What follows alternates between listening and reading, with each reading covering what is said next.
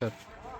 আসসালামু আলাইকুম। আজকে খুব গুরুত্বপূর্ণ একটা বিষয় নিয়ে চলে আসছি। সেটা হচ্ছে এই যে একজন গ্রাহক উনি এসে আবেদন করছে মিটারটা অফিসে জমা দিবে। এটা একটা card meter, prepaid card meter. তো একটা মজার একটা বিষয় আছে এখানে। উনি ২০২৪ সালের মার্চ মাসে সর্বশেষ রিচার্জ করছে।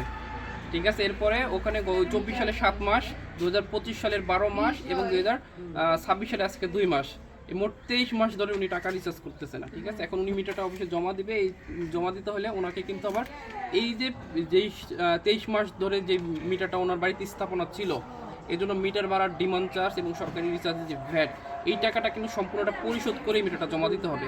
এই গ্রাহক বিদ্যুৎ ব্যবহার করে নাই, অবহেলা ফেলে রাখছে। উনি চাইলেই কিন্তু তখনই জমা দিলে কিন্তু ওনার এই রিচার্জটা বা জরিমানাটা দিতে হতো না। এখন কত টাকা ওনার দেওয়া লাগছে দেখেন, এখানে কিন্তু লেখা আছে যে উনি কিন্তু এখন ৩২০০ টাকা এখানে কিন্তু ওনার এই ২৩ মাসের জন্য ওনাকে এক্সট্রা দিতে হলো। যদি এই গ্রাহক একটু সচেতন হইতো যে বিদ্যুৎ ব্যবহার করবে না, অফিসে মিটার জমা দিয়ে দেবে, সাথে সাথে জমা দিলে কিন্তু এই ৩২০০ টাকার ওনার জমা দিতে হইতো না। ঠিক আছে, তো আপনারা যারা প্রিপেড মিটার ব্যবহার করেন না বা বাসায় থাকেন না, মিটার জমা দিয়ে দিতে চাচ্ছেন, সাথে সাথে জমা দিয়ে দিবেন।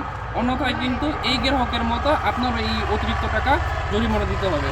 তো আশা করি বিষয়টা আপনাদের কাছে সুস্পষ্ট হয়েছে। ভালো থাকবেন, সুস্থ থাকবেন। আসসালামু আলাইকুম।